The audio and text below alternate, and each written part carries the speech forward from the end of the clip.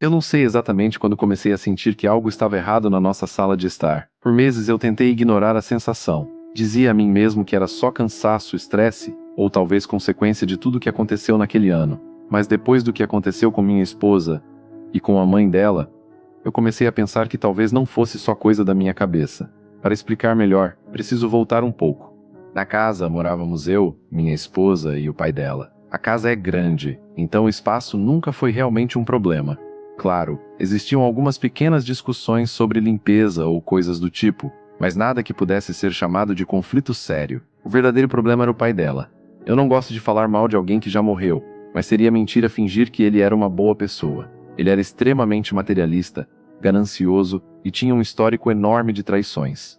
Pelo que sabemos, também se envolvia com drogas pesadas em algum momento da vida. Mas o pior era o jeito como tratava as pessoas, especialmente as mulheres. Minha esposa e eu nunca fomos próximos dele. Ao longo dos anos tivemos várias discussões, algumas bem feias, para ser honesto. Houve momentos em que achei que aquilo poderia acabar em violência, mas curiosamente ele sempre recuava no último momento.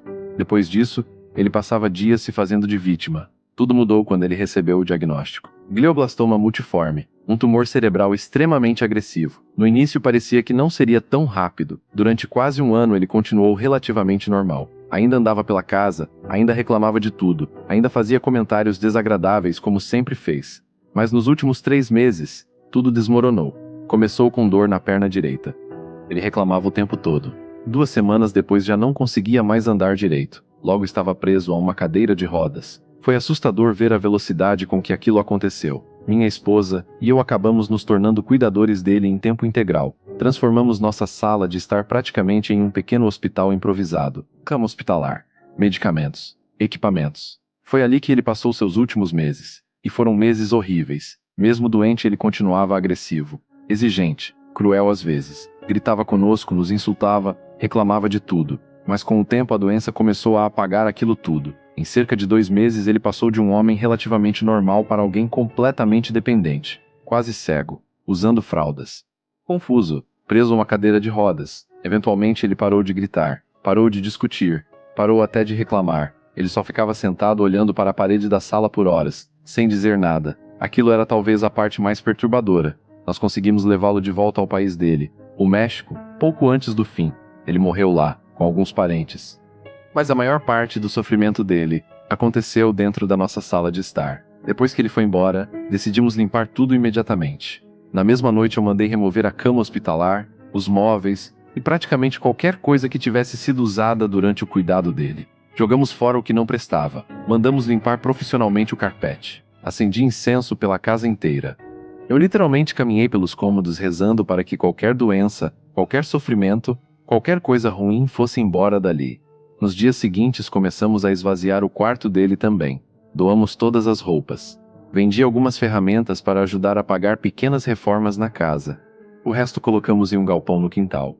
Eu sei que isso pode soar estranho, mas como ele nunca foi exatamente uma boa pessoa, tive a ideia de pendurar uma pequena cruz na maçaneta do quarto dele. No começo a casa parecia estranha, não assustadora, só vazia. Durante a primeira semana eu tinha a sensação constante de que alguém estava atrás de mim. Várias vezes me peguei olhando por cima do ombro, mas com o tempo essa sensação passou.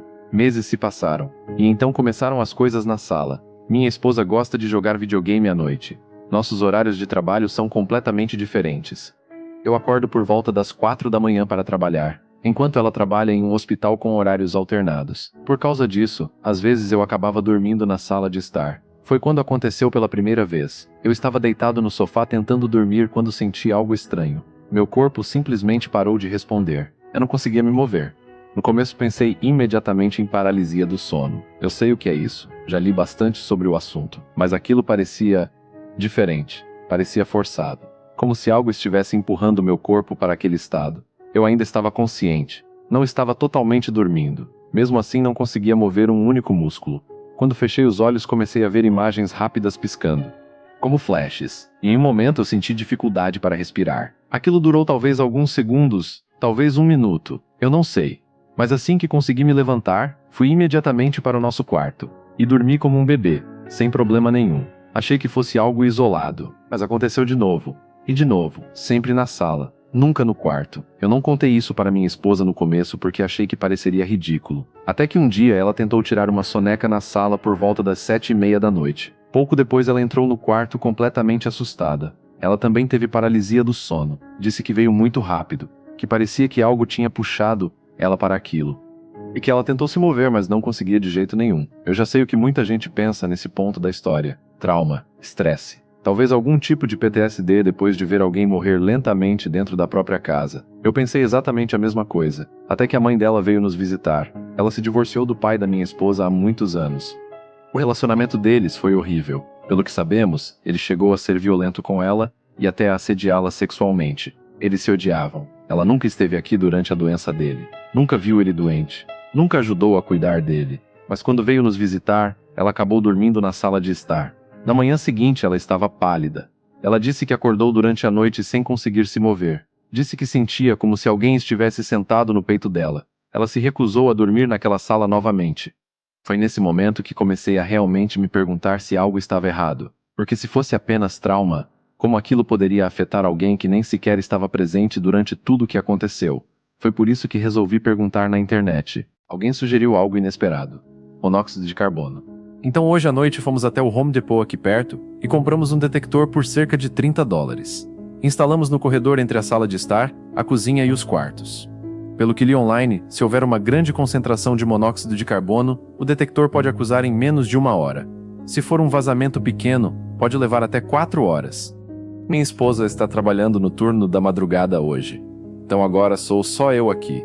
Estou sentado no sofá da sala enquanto escrevo isso. O detector está silencioso até agora, mas tem uma coisa estranha. Talvez seja só impressão minha. Talvez seja só o silêncio da casa.